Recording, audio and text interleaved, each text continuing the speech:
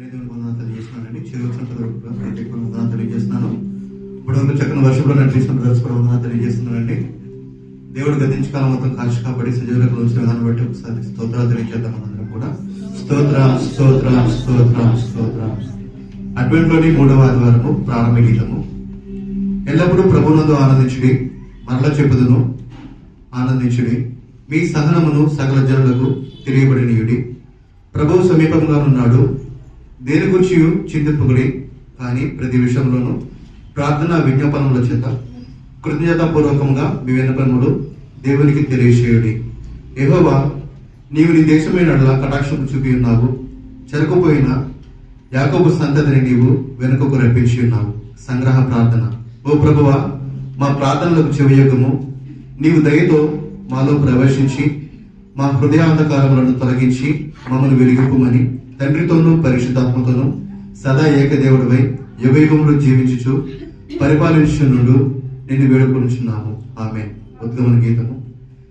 కెరూబుల మీద ఆసీనుడైన వాడ ప్రకాశింపుము. నీ పరాక్రమమును మేలుకొల్పిరము. ఇశ్రాయేలునకు కాపరి మందవలె యోసేపును నడిపించువాడ చెవియొగ్గము. హల్లెలూయా హల్లెలూయా. నీ పరాక్రమమును మేలుకొల్పి మమ్ము రక్షింపురము. హల్లెలూయా. అపోస్తలుల విశ్వాస ప్రమాణమును చెప్తాను. ప్రతి ఒక్కరు దగ్గరగా చెప్తామండి.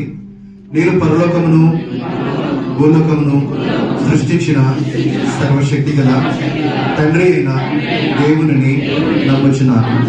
ఆయన జనితైక కుమారుడును మన ప్రభువునైన యేసుక్రీస్తును నమ్ముచున్నాను.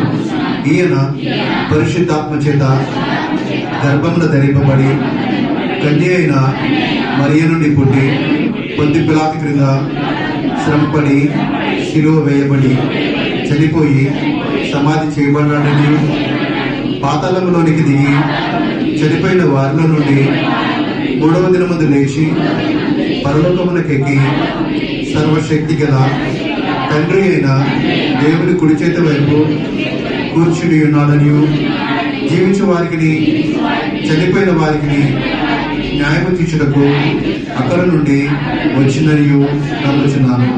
నేను పరిశుద్ధాత్మని నమ్ముచున్నాను.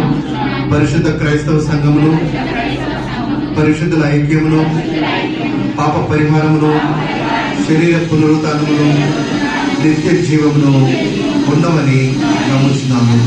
ఆమేన్. చదువుని దేవుడు దీవించుగాక.